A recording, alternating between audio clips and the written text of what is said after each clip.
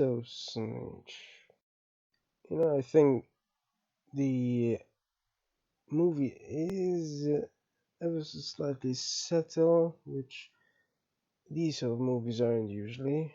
But, you know, it is in a way, and in another way, it's not quite very expository, so it's not, it doesn't go into very much, it's not a documentary, that's a given.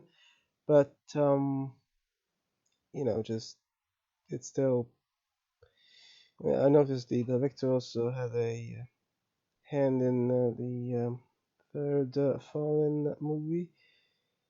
Uh, Incidentally, I haven't watched it, but based on the prior ones in the franchise, I mean, in comparison to that, this is much more intelligent generally. I mean, this is based supposedly on a real story, so cannot be just mindlessly idiotic like the Fallen series is. But I would be surprised if the Fallen he I think wrote as well and directed is any better than the previous couple. So anyway, yeah, this slightly more thought provoking certainly, and what it is like the real villain I think here, and clearly the movie wanted to sort of point it out, except as it's a movie cannot quite I mean better movies are generally subtle, not just you know ham-fisted in a sense. And I mean, this just tells a story, not so much, but you know, we could have possibly gotten some scenes where Dwayne's character talks it out with like his wife and how the systems corrupt each other. Because of course, what this is clearly illustrative of is the fact that the real villain is, of course, Sarandon's character. Practically, it's there's not really much else to it.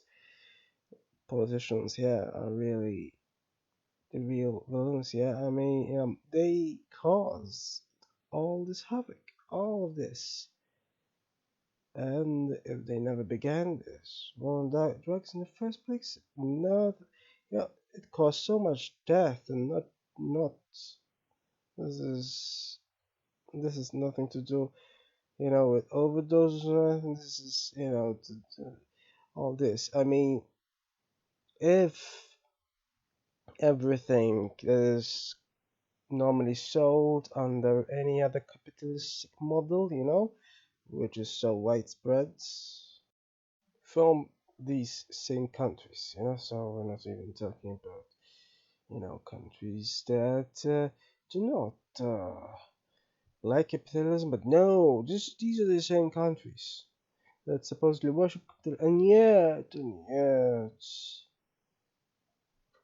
they absolutely, of course, abhor this type of capitalism. Because, of course, if there's anything that some countries run on, it's hypocrisy. And this is the thing, lives are destroyed. Isn't it great? I don't know. Um, I guess, I mean, people do not generally, well, generally being a keyword, some people do have single issues in mind when they vote, but I don't know. Do many people vote for this specifically? Because, it's like saying, yeah, destroy people's lives. I vote for that. But, even Sarandon's character at the beginning just admits it, I, it makes no sense. I mean, what are they doing? They're just offshoring their jobs as well? Or what? Makes no sense whatsoever. Like, not only do they want to destroy people's lives, they want to employ the relatives of the people's lives. They practically took his son hostage. That's pretty much it. I don't know what else there is. That's what happened. In prison, and then violence was inflicted upon as well. Its whole system is made of violence. That's pretty much it. It's horrid, and as opposed to any other thriller movie, especially something foreign series, absolutely brainless. Yeah, this at least, is reflecting reality here. If indeed people care about changing reality, then it could possibly do so through voting primarily. But you know, it makes no sense, doesn't it? And this is apparently a very old case as well, from the 90s, and don't think things have gotten any better since then. And it's quite remarkable if indeed this happened exactly like this. Quite remarkable. But yeah, just incredible to think that if there was no such war, in inverted commas, none of this would have happened. None. No people's lives destroyed. Just whatever, you know? Makes so little sense.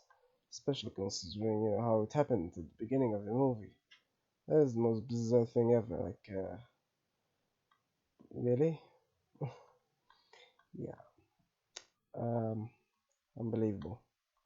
Of course, some other countries in the East are even worse at this, but the West is the one that began it all. So anyway, as a movie, it's interesting. Certainly more interesting than most of Dwayne's other movies.